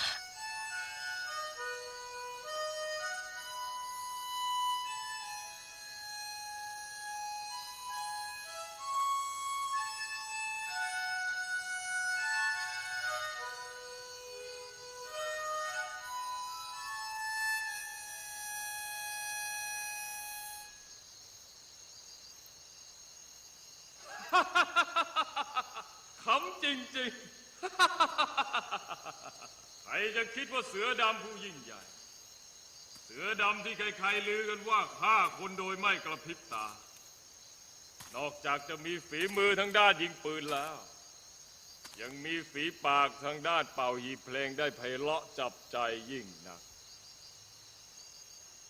เฮ้ยเอาหยุดเป่าทำไมวะเป่าต่อไปสิข้ากำลังเคลิบเคลิ้มอยู่พอดีเลย On termine avec Les Larmes du Tigre Noir, un film de Wisit Fassanatieng sorti en 2000. Donc on en a déjà un petit peu parlé à l'occasion des deux autres films. C'est vraiment aussi un objet esthétique très particulier, Les Larmes du Tigre Noir. Mais il y a quand même une histoire derrière ce projet artistique. Est-ce que tu arriverais justement à nous pitcher cette histoire? Alors, c'est l'histoire d'amour impossible entre deux enfants qui deviennent ensuite deux étudiants et qui deviennent adultes. Une histoire d'amour impossible parce qu'elle est riche, il est pauvre. Et ces personnages vont se rencontrer 3 fois. Une première fois dans la petite enfance et lui va la défendre de ses harceleurs et il va en subir les conséquences et être puni pour elle. Ensuite, cette petite fille repart à Bangkok puisque c'est un western thaïlandais. Il se retrouve étudiant. Une fois de plus, elle se fait harceler, il la défend, il se fait renvoyer de l'université, ce qui va le pousser, lui, après quelques pérégrinations, à intégrer un gang de braqueurs de hors-la-loi. Et elle est une jeune mariée et son mari est celui qui va poursuivre ces hors-la-loi. Et voilà, l'histoire tragique se répète par 3 fois dans les 3 grandes étapes de la vie pour ces 2 personnages. C'est un Roméo et Juliette, mais très étendu. C'est-à-dire que c'est un Roméo et Juliette qui pourrait se passer sur 30 ans de vie quasiment. Alors, t'as pas trop défloré ce qu'était le film du point de vue formel, parce que c'est aussi un film très atypique. D'abord, c'est un film thaïlandais.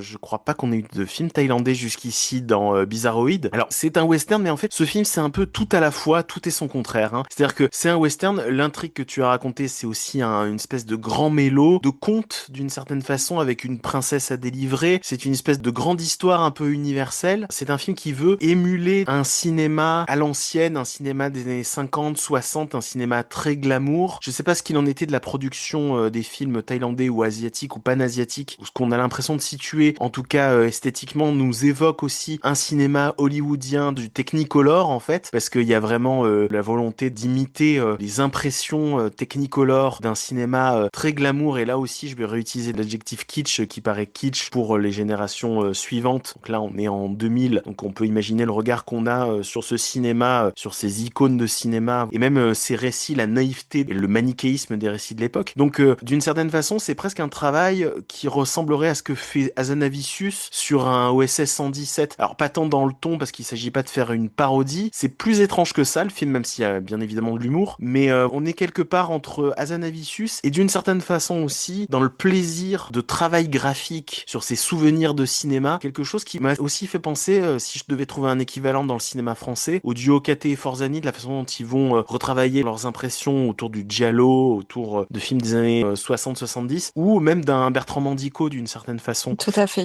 Je sais pas si toi, c'est ce qui t'a d'abord saisi, ce qui t'a d'abord intéressé dans le film, c'est justement son look, qui est un exercice vraiment assez radical. Hein. On entre ou on n'entre pas dans le délire visuel du film. Absolument, ouais, je trouve ça fabuleux parce que déjà c'est un méta-cinéma d'une forme, alors on est très ethnocentré, hein, quand on parle du cinéma occidental, oubliant qu'il y a un cinéma asiatique très large et très varié. Il existe effectivement toute une forme très classique de cinéma qui sont des mélodrames avec des chansons traditionnelles qui sont adaptées à l'harmonica, qui est pas du tout un instrument asiatique. Donc c'est aussi intéressant de voir voilà les jeux qui se font entre le western américain et puis son transfert en Thaïlande. Il y a la volonté aussi de faire revenir le décor de film, qui est très classique dans le western américain des années 50 et qui là, comme il est en couleur, il est très visible, hein, il est très affirmé, notamment dans la scène du duel qui est assez majestueuse,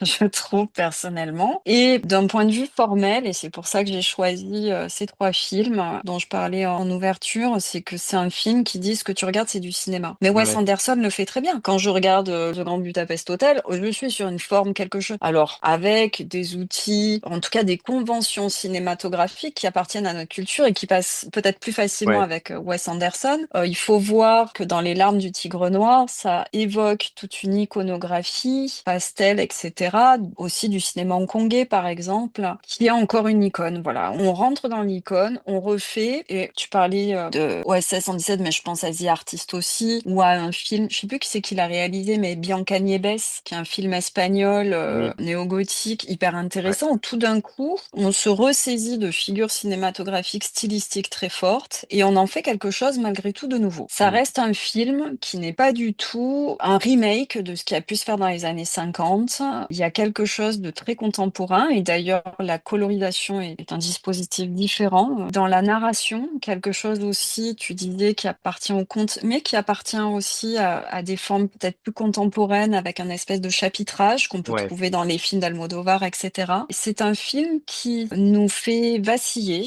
et on sait pas trop comment le prendre. Et c'est un vrai objet artistique pour ce qu'il est, quoi. Comme Massacre et comme Lucifer Rising sont des films intrépides, qui ont pas peur, quoi, et qui vont dedans et qui disent allez viens. On fait waouh, il l'a fait. Comme fait Mandico. Ouais. Mandico, pour moi, c'est le réalisateur qui unit ces trois réalisateurs qu'on a vus ensemble. C'est celui qui dit les autres l'ont fait, moi je continue. Je continue à faire du cinéma parce que c'est un art qui est divertissant, qui est tout ce que tu veux, mais c'est un art absolu. Et je trouve que Les Larmes du Tigre Noir, c'est un film très réjouissant aussi à Oui, voir visuellement. très réjouissant. Et puis je vais dire un truc que j'avais dit à Bertrand Mandico il y a quelques années à propos de After Blue Paradisal. Je lui ai dit une formule qui paraît très triviale, un peu cavalière, mais on se permet pas de le dire à des artistes de sa catégorie, mais on en a pour son argent quand on va voir After Blue. Mais en fait, c'est un film qui est très généreux. On a l'impression que c'est un truc un peu de happy few. Alors peut-être, et peut-être qu'il faut effectivement avoir certaines clés, certains codes et tout, mais il y a un tel travail de direction artistique, il y a une telle envie de cinéma, c'est une forme de générosité aussi, tu vois. D'abord, d'envie de faire des belles choses, de te dire, je vais te montrer des choses que je trouve belles et je vais les faire le mieux possible. Et en plus, Bertrand Mandico a pas forcément des budgets très conséquents pour les faire. Et je dirais la même chose en fait pour ce film-là. C'est-à-dire que je trouve que c'est un film qui est très généreux, qui est très réjouissant aussi parce que tu sens l'envie de cinéma du réalisateur derrière ce film. Alors ce réalisateur, je le connais très peu en fait et j'ai vu qu'il venait de la pub apparemment, donc c'est peut-être ça aussi le côté je maîtrise aussi les différents formats, je maîtrise les différentes icônes là encore. Il a fait après des films, on en a un ou deux qui nous sont parvenus. Il y a un film qui s'appelle The Unsible, qui est un film d'horreur qui a l'air d'être beaucoup plus comment dire conventionnel, une espèce de retour du cinéma d'horreur gothique qu'on a eu nous aussi en Occident fin des années 2000. Puis il a même fait un film de super-héros qui s'appelle Red Eagle apparemment. Je sais pas exactement à quoi ressemblent ces films, peut-être qu'il y a aussi des choses très intéressantes, mais en tout cas c'est quelqu'un qui va aller travailler un genre, qui va essayer d'en tirer l'essence, d'en tirer l'identité. Et en tout cas là pour Les Larmes du Tigre Noir, c'est un film qui est très intéressant parce que comme tu dis, on dépasse le simple exercice de style. D'abord parce qu'il y a des choses, comme tu disais, on voit bien qu'il y a quand même une mise à jour du récit de ce type de spectacle façon fin des années 90, début 2000, parce que d'abord il y a du gore dans le film, il y a des effusions de sang, il y a des cervelles qui explosent. C'est assez surprenant dès le début, dès la première scène. On voit une tête qui explose, on voit du sang qui gicle, on se dit bon, je suis pas sûr que 40 ans plus tôt ou 50 ans plus tôt dans les films auxquels ce film rend hommage, on avait forcément des choses aussi graphiques au point de vue de la violence. Donc déjà il y a ça qui est vu comme un truc un peu de sale gosse, un truc là aussi de quelqu'un qui s'amuse avec le cinéma, quitte à ce qu'un cow-boy sorte son flingue et tire, autant que ça explose de partout, voilà. Il y a même un anachronisme d'ailleurs sur les armes. Il y a un moment on sort une arme automatique, tu te dis mais attends, on est censé être à quelle époque là exactement? C'est censé être l'équivalent de l'époque du western américain fin du 19e siècle, parce que là on a plus l'impression qu'on est dans une époque quasi contemporaine ou peut-être au cours du 20e siècle et qu'on a des personnages qui d'une certaine façon jouent à être des cow-boys. Il y a plein de récits qui se mélangent, il y a plein de tons qui se mélangent, tu peux aussi rire du côté un peu grotesque, un peu exagéré de certaines choses, il y a du gore, du mélo, il y a de la musique, une part importante de la musique dans le film, et il y a effectivement, comme tu dis, une couche méta par-dessus, voilà, où tu te demandes effectivement est-ce que ce sont vraiment des cow-boys que tu regardes ou des gens qui essaient de jouer au cow-boy. Le rival du Tigre Noir, pas son rival amoureux, mais celui qui a deux morceaux de voilà, papier en guise de moustache. en guise de moustache, tu te dis,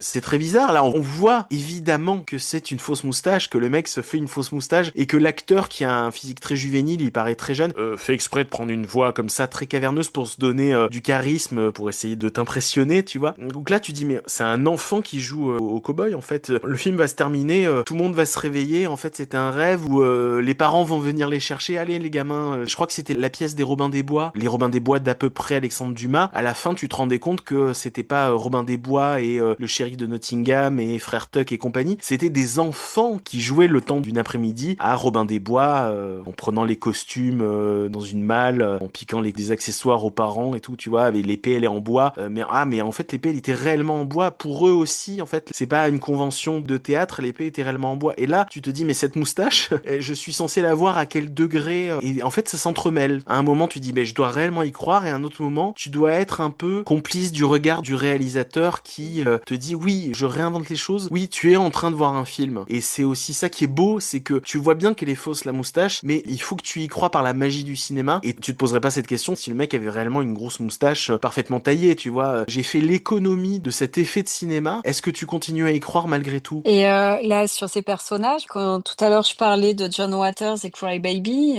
quand Johnny Depp a sa larme tatouée, sa gomina, et qu'il incarne un blouson noir comme les enfants au carnaval, il y a ça aussi, il y a ce truc dont tu parles de la réjouissance quand on est enfant, de prendre deux Playmobil et de les faire jouer avec un minimum d'objets. Et je vois bien que c'est pas vrai, et tant mieux. Et en même temps, je me crée un monde encore plus vrai que vrai. Et pour moi, la magie du cinéma, elle tient à la place du spectateur qui est assez large pour qu'on puisse accepter, comme quand on est enfant et qu'au bout d'un moment, on voit bien que notre Barbie, notre Ken ou je sais pas, un exemple, il y a plein d'enfants qui ont des jouets genrés et qui sont obligés de les dégenrer. Donc Barbie, elle a une chevelure blonde comme ça et puis pas du tout, c'est Kenny camionneur quoi. Oui, Mais oui, ça oui. fonctionne. Et Tu on prends ce que est t'as sous la main, quoi. exactement. D'accord. Et lui, il fait ça, c'est-à-dire qu'il prend les personnages un petit peu comme on parlait tout à l'heure, hein, trois objets Kenneth Anger, hein, une coiffe, une nana en topless et puis deux traits de eyeliner et c'est une égyptienne. Là, c'est pareil, c'est-à-dire qu'on leur met un chapeau, une chemise, une moustache, ça devient des cow-boys qui quand même chevauchent dans les rivières hein, et ça nous semble tout à fait avec des décors peints. On est dans l'acceptation et il laisse aussi la place au spectateur de temps en temps de se dire bah, je suis en train de voir du cinéma et c'est pas grave si je sors du film. Hmm. Et je trouve que c'est hyper intéressant et important que tous ces réalisateurs disent ouais on voit le truc. Tu vois, Méliès on voyait les trucs mais Hmm. on s'en fout en fait parce que c'est à toi de faire le boulot en fait. T'es Ouais. pas juste à être soumis comme ça à un espace d'illusion en fait. Toi aussi participe à ça. Et je trouve que ce film il arrive à s'arrêter juste là où il faut. Et c'est la force de Mandico aussi, c'est s'arrêter quand il faut. C'est pas grotesque, mais c'est grandiloquent. C'est joyeux, parfois terrible. Les enfants qui se battent, c'est d'une violence quand ils se donnent des coups de rame, c'est affreux. Mais il y a un juste équilibre entre des choses improbables. Ce film a cette qualité-là. Il avait été sélectionné à la quinzaine Ouais, des il me semble. réalisateurs et il nous pousse dans nos retranchements. Il pousse les personnages aussi. Et puis, il pousse des séquences. Il y a des séquences de vrai cinéma. La séquence là, quand je l'ai revue, pour qu'on en parle, je me suis dit, mais c'est exactement comme dans la fin de Django Unchained, tu sais, où il tire et puis t'as la meuf qui est dégagée de la... Par le souffle qui est- ouais, Voilà, d'impact. là, t'as Hmm. plein de moments comme ça. T'as de la cervelle qui explose en veux-tu en voilà. T'as le moment où il dit, attends, t'as pas assez bien vu l'action. La séquence est géniale. Il remonte le tracé de la Ouais. balle. Et c'est émouvant quand même. Je trouve que la fin est poignante, hein, malgré tout, malgré le rire. Mais après tout, les Italiens s'étaient bien mis à faire du western. J'ai l'impression que dans la démarche, ils se placent davantage là. Les Italiens ont fait croire qu'on était dans l'Ouest sauvage alors qu'on était à Almeria en Espagne. Pourquoi pas en fait une autre réappropriation culturelle de la part des Thaïlandais pour te faire croire au western comme des enfants qui veulent se faire croire qu'ils sont des cow-boys. En plus, ce que je trouve qui est très beau dans le film, c'est qu'il réussit à bien doser le côté artificiel du film. Il aurait davantage travaillé sur, comme on dit, des découvertes, des toiles peintes en fond pour représenter le décor, des choses qui sont très très artificielles, des fausses plantes pour te figurer le désert, ou des costumes effectivement encore plus sommaires que cela, ou des armes encore plus sommaires que cela. Peut-être qu'il y aura un moment où on aurait basculé dans quelque chose de vraiment très très kitsch et de difficile à tenir pendant 1 heure et demie de film, tu vois. Mais là, il dose en fait en mettant à la fois des séquences, des très belles séquences, le moment où il est en train de jouer de l'harmonica sous un arbre, il y a un espèce de champ de blé devant et puis un faux soleil couchant en fond, ça compose de très belles images. Et puis après, on est dans un vrai décor naturel, qui sont très très beaux d'ailleurs. Hein. Donc t'as aussi des cavalcades dans ce décor qui est un peu plus tropical, enfin un peu plus vert. En plus le vert qui est un vert très étrange, qui est retranscrit par la recolorisation. Je pense que ça manque de rouge en fait, parce que le rouge est carmin et le vert va plus vers le bleu. Donc je pense qu'il a retiré du rouge pour donner cet effet vieille photo ou vieille pellicule recolorisée. Mais ça c'est dans un décor naturel, donc il dose bien les différents degrés de spectacle du film en fait. Des choses qui sont à la fois très artificielles, qui font presque Pierre et Gilles aussi. Ça fait penser aussi à une Ah ouais, imagerie c'est... queer, là encore, hein. Mhm. On y revient, hein. Un côté un peu homo-érotique aussi, hein, dans ces personnages de cow-boys, Bah, de beaux mecs. quand ils prêtent serment dans le temple, et qu'ils Ouais. se chamaillent, c'est très joli, c'est très charmant, cette relation entre les deux personnages. Il peut y avoir ce vernis queer par-dessus le film, et en même temps, ça va pas complètement détourner le récit. On reste aussi quand même dans un récit avec, à la fin, effectivement, tu attends une grosse scène d'action, le siège de la baraque à la fin. Ben, je vais vraiment te le donner. Il ménage les différents types de spectacles et les différents terrains esthétiques qu'il essaie de mélanger en fait dans le même film. Et puis, il y a des scènes oniriques aussi, notamment lorsque la rivière se remplit de sang, sans raison, puisque finalement personne ne saigne. Et tout d'un coup, tu as cette espèce de serpent rouge avec la détresse de l'enfant qui renvoie, je parlais de la nuit du chasseur, voilà, quand les enfants sont sur la barque, on est dans cet univers-là. On est aussi, et tu parlais des effets spéciaux, notamment d'un cinéma américain, notamment, qui a nourri aussi après la publicité internationale, mais un cinéma américain avec des effets, je pense à la séquence d'ouverture du Secret derrière la porte, par exemple, dans l'eau, qui est en fait en partie animée, qui a été fait par un animateur du Disney. Bref, on est dans des trucs comme ça, très artificiels, mais quand il s'agit de dramaturgie, quand il s'agit de fraternité entre les personnages, de l'angoisse d'une mère par rapport à sa fille, on est quand même sur une sincérité qui fait la noblesse du film. Tout d'un coup, le sort de son image d'Épinal et remet un petit peu le temple bouddhiste au milieu du village, puisque ça y est, et il nous dit, bah voilà, il y a tous ces artifices, mais finalement, l'histoire que je te raconte, et c'est ce dont tu parlais en introduction, c'est une histoire tragique qui appartient à tous les pays, à toute l'humanité, et ce qui est fou, c'est qu'il arrive à prendre un des genres les plus codifiés dans son espace-temps, le western, et à dire, le western n'appartient pas qu'aux Américains, qui est un peuple fait de plein de peuples. On va pas du tout déposséder le western, mais on va se le réapproprier. On a ça aussi avec My Sweet Pepperland, qui est un western kurde. Tout d'un coup, il y a cette envie de dire le genre cinématographique, il dépasse son espace-temps et on a le droit de se l'approprier. Et nous-mêmes en France, on peut plonger dans les larmes du tigre noir sans se dire je vois un film thaïlandais, je comprends pas. Et tout d'un coup, il nous dit ça c'est du cinéma, tu regardes un film japonais, un film malien, ça nous appartient à tous et ça redonne la place du cinéma dans notre humanité, dans la capacité à parler une même langue alors que voilà, on est la tour de Babel. Et je trouve ça très beau. Quand je parlais d'Azanavicius pour OSS 117, il y a le côté pastiche et le côté parodie. Là, c'est pas le cas. Effectivement, on est sur quelque chose de très sincère dans les personnages et dans la trajectoire de ces personnages et le mélo est pas tourné au ridicule. T'as raison, ça se rapproche davantage de The Artist. Parfois, on sent qu'il y a un petit sourire en coin, mais au final, on est vraiment ému par la destinée de ces personnages. Lui, le personnage, il croit réellement à ce qui lui arrive. Crois-le, partageons ça ensemble. Aie confiance en ce que je te dis et écoute l'histoire que je te raconte. Elle est peut-être pas exactement dans la langue que tu parles, c'est pas exactement dans ta grammaire du western que tu connais. Je la déforme un peu parce que, excuse-moi, mais j'ai un accent. Mais tu vois qu'il y a une sincérité dans ce que je te raconte et réunissons-nous autour de ça. C'est aussi une histoire de confiance, de partage sincère de ce que le réalisateur veut raconter. Et de l'universalité de cet art, c'est-à-dire que finalement, on crée des archétypes. Je pense à Steak, par exemple, la réappropriation de Dupieux, du teen movie, improbable, parce que nous, à quel moment les élèves sportifs sont valorisés dans les établissements Non. scolaires en France? Ça n'existe pas.